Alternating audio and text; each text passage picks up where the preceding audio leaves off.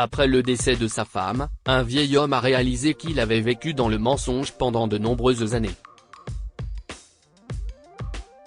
En effet, celui-ci a découvert que ses 3 fils qu'il aimait de tout son cœur, n'étaient en réalité pas les siens. Il était en vérité stérile depuis sa naissance. Bonjour monsieur Adam, j'ai une question. Comment se fait-il que vous ayez réussi à engendrer 3 garçons, alors que vous êtes stérile depuis votre naissance? Cette question a semblé déplacée aux yeux de John Adams, un homme de 69 ans, qui se faisait soigner à l'hôpital pour une légère grippe.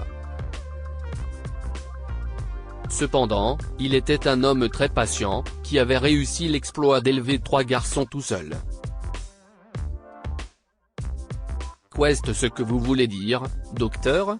A-t-il demandé, alors que son esprit s'efforçait de comprendre ce que le médecin voulait dire. Eh bien, votre dossier indique que vous êtes le père biologique de 3 hommes adultes, mais après avoir effectué un test corporel complet sur vous, nous avons découvert que vous avez la mucoviscidose. Quoi, la mucoviscidose ? A repris John avec étonnement. Si est une maladie qui empêche les hommes qui en sont atteints d'avoir des enfants. D'après les résultats des tests, il est clair que vous êtes atteint de cette maladie depuis votre naissance. Ceci signifie qu'il n'y a aucune chance que vous ayez pu engendrer 3 garçons. John en a eu assez, et a répondu au docteur avec virulence. Je ne sais pas pour quelle raison vous pensez que votre licence vous donne l'autorité de débiter toutes ces bêtises, mais je vous conseille de faire attention à ce que vous dites, ou vous pourriez recevoir un coup. Mes garçons sont à moi, s'est-il exclamé. Plus tard dans la journée, il a appelé ses fils pour leur demander de venir dîner, car il lui manquait et il se sentait seul. Ils ont tous accepté puisqu'ils n'habitaient pas trop loin. Ils avaient décidé de ne pas déménager trop loin de leur père, après le décès de leur mère.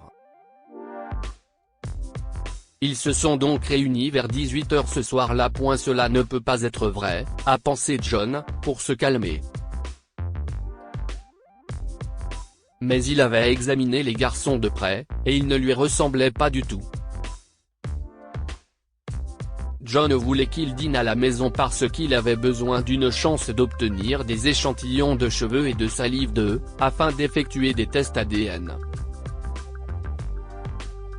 S'il mangeait au restaurant, il savait qu'il ne pourrait pas ramener les ustensiles à la maison et il craignait également que les 3 garçons ne partent directement après le repas, ce qui l'empêcherait d'obtenir les échantillons. Ils ont commandé une pizza ce soir-là, et John a sorti l'un de ses précieux verres à vin vintage. Ils ont mangé et bu joyeusement et à la nuit tombée, ils sont tous rentrés chez eux. Lorsqu'ils sont partis, John a soigneusement ramassé les 3 gobelets à vin et les a mis dans des sacs en polyéthylène transparent, qu'il a emportés le lendemain dans un laboratoire médical pour les faire tester. Un infirmier lui a dit, nous pouvons vous envoyer les résultats par courrier à votre adresse, si vous voulez bien laisser le colis ici. John a accepté. Les résultats lui sont parvenus le jour même où il a fêté ses 70 ans. Comme il le redoutait, son ADN ne correspond pas à celui de ses présumés fils. John a été bouleversé par cette découverte, qui l'a ébranlé au plus profond de son être. Pourquoi a-t-elle fait ça ? s'est-il demandé. Il est passé par une variété d'émotions en pensant à ce que cette découverte impliquait. Elle lui avait menti, tout était un mensonge. Toutes ces années étaient des mensonges, s'est dit John avec le cœur brisé. Plus il y pensait, plus cela devenait clair. Sa vie entière n'était qu'un gros mensonge. Sa femme l'avait trompé et avait emporté son secret dans sa tombe, alors que de son côté, il lui avait été fidèle toute sa vie. Papa ? la voix détend à sa porte la sortie de ses pensées. Papa, tu as quitté la fête après avoir reçu le courrier, tout va bien ?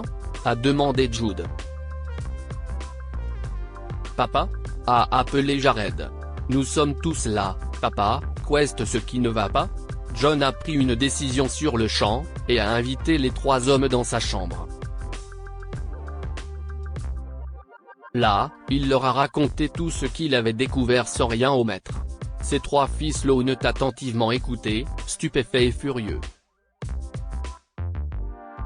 Tu seras toujours notre père, lui ont-ils dit. Après cela, John s'est rendu sur la tombe de sa femme pour faire la paix avec elle. Je ne sais pas pourquoi tu as fait ce que tu as fait, Pénélope, a-t-il dit après avoir déposé un bouquet de roses pour elle. Je ne sais pas non plus comment je me sens par rapport à ce que tu as fait, mais je sais que je n'abandonnerai pas nos fils. Je continuerai à être leur père, lui a-t-il dit. Peu après la découverte, un avocat qui travaillait pour un homme riche qui venait de décéder a contacté les frères. Il possédait des documents qui devaient leur être transmis en cas de décès de l'homme riche, et il les a donc recherchés. Ils ont appris que leur véritable père biologique était l'homme riche, mais qu'ils n'auraient jamais l'occasion de le connaître, car celui-ci était décédé. Nous ne connaissions pas cet homme, a dit Jude, parlant au nom de tous. Nous ne souhaitons pas prendre cet argent. L'avocat a été choqué. Il a rapidement essayé de clarifier leurs pensées. Votre vrai père possédait une entreprise très prospère et même s'il ne voulait rien avoir à faire avec vous tous, il a laissé des preuves de votre légitimité en tant qu'héritier, a-t-il dit. S'il ne voulait rien avoir à faire avec nous, alors nous ne voulons pas non plus avoir à faire avec son argent ou tout ce qui le concerne. Qu'il ait laissé cette preuve ne signifie rien pour nous alors qu'il nous a abandonnés. C'était le souhait de votre mère, soupira l'avocat. Quoi ? Votre mère a fait promettre à votre père biologique de ne pas vous réclamer comme sien, car elle savait combien son mari vous aimait.